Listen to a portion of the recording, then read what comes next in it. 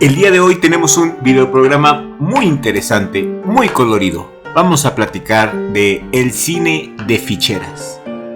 El cine de ficheras y qué fue lo que pasó con sus principales representantes. ¿Qué pasó con esos actores? Quédate con nosotros el día de hoy y ve el programa hasta el final, porque yo te prometo que este programa no tiene desperdicio.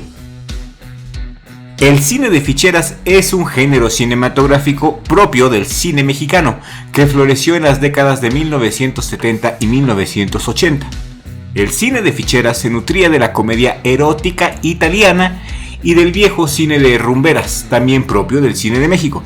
El término se acuña a raíz del título de una de las primeras de estas películas, llamada Bellas de Noche, Las Ficheras, de 1975. En el lenguaje coloquial mexicano se conoce como fichera a una mujer que frecuentaba los cabarets de segunda y tercera categoría para bailar y acompañar a los clientes. Si una bebida era consumida por ellas o a sus clientes, se les otorgaba una ficha canjeable por dinero a la hora del cierre. En México, el término comenzó a emplearse para referirse a estas mujeres desde los años de 1930. Cuando comenzó una invasión de cabarets y centros nocturnos en la Ciudad de México, visiblemente ya más cosmopolita. Cabe destacar que anteriormente el oficio de la fichera era representado como el cenit de la denigración de la mujer y su fracaso en la sociedad, y a él estaban ligados el sufrimiento y la tragedia. En 1976, el presidente José López Portillo nombró a su hermana Margarita López Portillo como directora de radio, televisión y cinematografía. La labor de esta mujer al frente del destino de los medios de comunicación en México fue completamente desastrosa, pavorosa, ridícula, con la idea de propiciar un retorno al cine familiar y regresar a la época de oro. La administración de López Portillo desmanteló las estructuras de la industria cinematográfica estatal creadas un sexenio antes. Les dieron en la torre.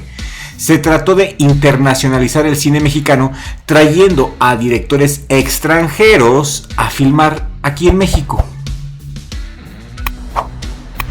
Al igual que el cine de las rumberas, el cine de ficheras basaba sus argumentos en las mujeres de la vida nocturna, las mujeres del cabaret, pero desde un contexto muy distinto, pues para ese momento la censura cinematográfica se había relajado y el cine internacional se encontraba atrapado en medio de la revolución sexual. No se debe de confundir al cine de ficheras con la comedia erótica mexicana o la sexicomedia, que floreció poco después en el cine mexicano y que marcó su decadencia total. Que te brille el ojo, te deje caer el párpado, pero pues, alegrita, pero de eso que se las ande dando cualquiera, tampoco, estate tranquilo. El cine de ficheras era un cine de melodramas, cabaretiles, vedetismo y revista, más emparentado quizá con el cine de variedades o inclusive a veces con el cine musical, mientras que las sexicomedias eran cintas de serie B. Algunas películas populares de ficheras, como la Tívoli. Tívoli es una película mexicana de 1975 dirigida por Alberto Isaac y protagonizada por Alfonso Arau, Pancho Córdoba, Lin May y Carmen Salinas. Basada en la historia real de los últimos días de Tívoli, un teatro de revista que tuvo su apogeo en la década de 1940 y principios de los 50 en la Ciudad de México, la película aspira a evocar de manera nostálgica y humorística la atmósfera de la vida animada nocturna de ese periodo. La trama principal de la película cuenta como un plan para derribar el teatro por parte de políticos, funcionarios de la ciudad y promotores inmobiliarios se encuentra con la resistencia de los artistas. Otra película, Bellas de Noche. Bellas de Noche, también conocida como Las Ficheras, es una película mexicana dirigida por Miguel Delgado. Fue filmada en 1975 y protagonizada por Sasha Montenegro y Jorge Rivero. Es considerada como la cinta que inició la saga, la cinta que inició todo, la cinta que inició la saga del llamado cine de ficheras del cine mexicano. Otra película, La vida difícil de una mujer fácil. Es una película mexicana dirigida por José María Fernández Unzain. Fue filmada en 1977 y protagonizada también por Sasha Montenegro, basada en la obra teatral homónima de Luis Basurto. Este género era bastante apreciado por la clase media y popular, y también por la juventud de ese tiempo. Contaba con una serie de características cuyo resultado sería una fórmula exitosa, como protagonistas sexys, grupos musicales de renombre como la Sonora Santanera, mujeres bien formadas y sin inhibiciones al desnudo, un lenguaje florido, albures, situaciones chuscas y una buena dosis de melodrama. El favorito del pueblo, como dijo una vez Carlos Monsiváis. Las producciones de sexicomedia se prolongarían a lo largo de 15 años gracias al reciclaje de temas, al reciclaje de escenarios, de diálogos, de música, de personajes y hasta de actores. Aunque por una parte nos muestran de una manera deliberada y jamás vista el desnudo, la libertad del acto sexual, la promiscuidad, aquí la picardía y el uso del lenguaje altisonante no se desarraigan del todo de la tradición del cine mexicano, su ideología y sus fantasmas. Somos un pueblo creativo, imaginativo, ritual, sensible, fiestero, propios y extraños concuerdan en ello, y Octavio Paz exalta estas cualidades en sus ensayos. El baile, la algarabía y la fiesta se han manifestado de forma recurrente en el cine mexicano y en las películas de ficheras. Estos convergen para mostrar una sociedad relajada en sus costumbres y en su vida cotidiana, una sociedad bromista, alegre y positiva pese a las adversidades, solidaria y dada a las muestras de afecto y amistad. Sin embargo, este cine también es reflejo de una ideología ambigua en la que, como señaló el premio Nobel mexicano Octavio Paz, una máscara amable cubre una realidad más sombría y un rostro menos agradable y armonioso. Y sin duda alguna, estarás de acuerdo conmigo, uno de los actores más representativos del cine de ficheras y de las sexicomedias fue Rafael Inclán. Inclán también trabajó en el teatro y de hecho varios actores del cine de ficheras también trabajaron en el teatro. Algunos ejemplos son Luis de Alba, Chatanuga, Alfonso Sayas, Lalo el Mimo, el Flaco Ibáñez, entre otros grandes. Casi todos ellos pasaron por el teatro alguna vez. ¿Qué es lo que sabemos de Rafael Inclán en la actualidad? Actualmente sabemos que Rafael Inclán tiene 81 años y se ha declarado en bancarrota.